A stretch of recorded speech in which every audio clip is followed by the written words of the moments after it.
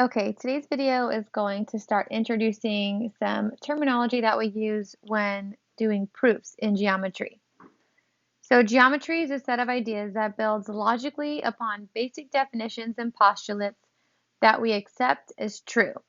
To prove a new idea as true, we use conditional logic in the form of if-then statements. Each new idea is true because it follows logically from a previous truth. So I'm going to give you an example of an if-then conditional statement. So if I attend TCHS, then I'm a Titan.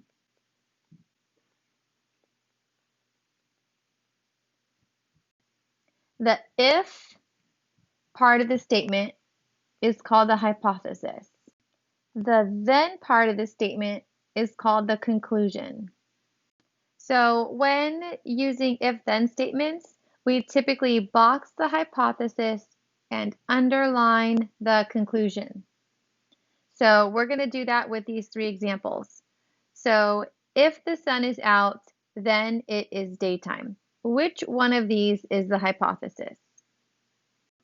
The if statement is the hypothesis. So if the sun is out represents the hypothesis, making then it is daytime the conclusion. Let's take a look at the next one. If an angle is a straight angle, then its measure is 180 degrees. Which part of the sentence represents the hypothesis?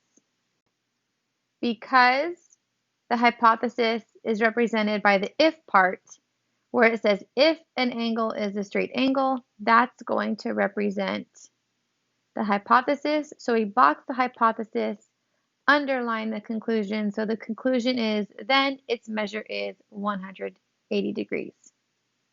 For number 3, if x minus 36 equals 5, then x equals 41. So the hypothesis would be the if statement. The conclusion would be the then statement. So now we're going to practice writing our own if-then statements. So all conditional statements will be in the form of an if-then statement. So we're going to look at these and turn them into if-then statements. So letter A, all birds have feathers. You kind of want to try to break the sentence up into two parts. So the first part is talking about birds, and then the second part is talking about feathers. So we could say, if it is a bird, then it has feathers. Let's look at letter B. You are in Texas if you are in Houston. So this sentence actually has the if word, so that will hint to you that the if statement is the hypothesis, so you would box what comes after the if, and then the conclusion would be the first part of the sentence. What would your conditional statement look like? So this one would read, if you are in Houston, then you are in Texas. Remember, your hypothesis is going to be with the if. So let's look at the practice problems. Number 1, a rectangle has 4 sides. So this example doesn't have if like letter B did. So this one's going to look more similar to letter A. So what is the hypothesis? So if you break this up into a rectangle that has 4 sides, we could say if it is a rectangle, then it has 4 sides. Let's look at number 2. A tiger is an animal. What would be your conclusion? For number 2, if you make the tiger the hypothesis, the animal would be the conclusion. So if it is a tiger, then it is an animal. Go ahead and try number 3 on your own. See if you can write your own conditional statement. Okay, for number 3, you should have had, if it is an acute angle, then it measures less than 90 degrees. Go ahead and try number 4. One example of number 4 would be, if there are pigs, then they can fly. You could have used a singular version of it saying if there is a pig, then it can fly, that would also be okay. You just want to make sure you're recognizing that all conditional statements will have if and then as part of the structure of the sentence. When writing conditional statements, there's something called a truth value. So this means that the conditional statement is either true or false. So which of the conditional statements above, which of these is false? So obviously the pigs can fly statement would be the false one because pigs cannot fly. Venn diagrams can also be used to show conditionality. So we're going to continue writing conditional statements for the Venn diagrams. And then we're going to give the truth value. So we're basically going to say if it's going to be true or false.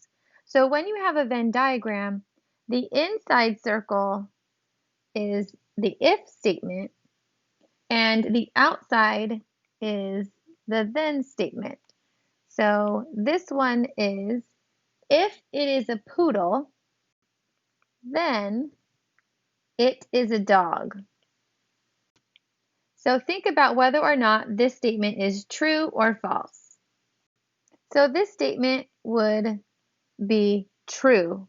I don't know about any other thing that's called a poodle that's not a dog. So usually when people are talking about poodles, it's a dog. So let's look at the next one. What would your conditional statement be? Your conditional statement would be if it has whiskers, then it is a cat.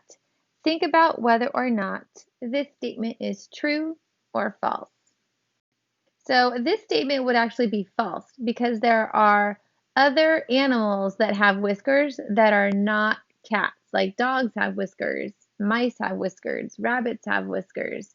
So this would be an example of a false statement.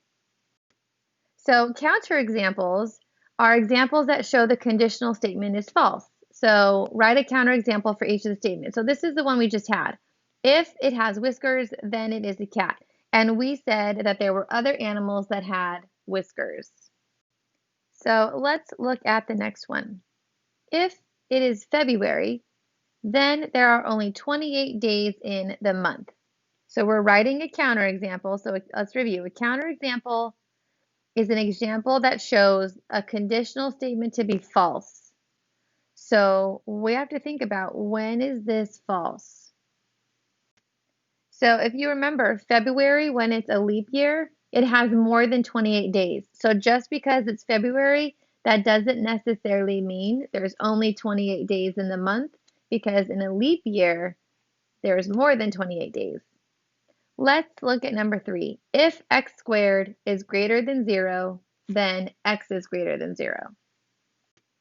What would be a counterexample to number 3? So for number 3, if we think about substitution, if I were to substitute a positive number like 2 squared is 4, and 4 is greater than 0, so 2 is greater than 0. Well, that's true. But if you substitute a negative number, say like negative 2 squared, if I do negative 2 squared is greater than 0, 4 is greater than 0, which is true. However, if you look at your conclusion or your then statement, negative 2 is not greater than 0. So this part ends up being false. Now let's look at writing the converse of a conditional statement. So to write a converse of a conditional statement, all we have to do is switch the hypothesis and the conclusion. So let's look at this first one. If a shape is a circle is the hypothesis, then it has no corners. That's the conclusion. So what we're going to do is switch these two to write the converse. So then it would read, if it has no corners, then the shape is a circle. So again, when you're writing the converse of a conditional statement, all you have to do is switch the hypothesis and the conclusion. So let's look at number 5. The hypothesis is if two lines are skew, the conclusion would be then they do not intersect. what would the converse of the conditional statement be? The converse would read, if they don't intersect, then the two lines are askew, making this the if statement and then making this the then statement. What would the converse of this conditional statement be? The converse would read, if x plus 3 equals 12, then x is equal to 9. So the converse may not have the same truth value as the original conditional statement. So we're going to write the converse of each of the statements and compare its truth value with that of the original statement. So let's look at number 7. We're supposed to write the converse of this statement. So my hypothesis is, if it is a tiger, the conclusion is, then it is an animal. So the converse would be what? If I switch the then and the if statement, your converse would be, if it is an animal, then it is a tiger. So you want to think about whether or not this is true or false. So the original statement, if it is a tiger, then it is an animal, that original statement is true because tigers are animals.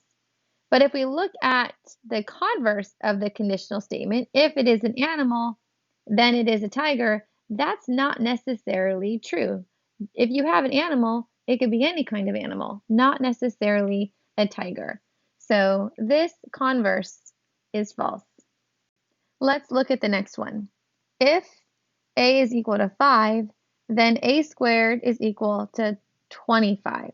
So if we switch the if and the then statement, it would say, if a squared equals 25, then a is equal to 5. Think about whether or not that's true or false. This one is true. I mean, it's kind of mathematically obvious, right? The square root of a squared, if I take the square root of both sides, I get an answer of 5. And you can also do it by just plugging 5 in. Let's look at number 9. If x plus 5 is equal to 12, then x is equal to 7. The converse would be, if x is equal to 7, then x plus 5 is equal to 12. This one is also true.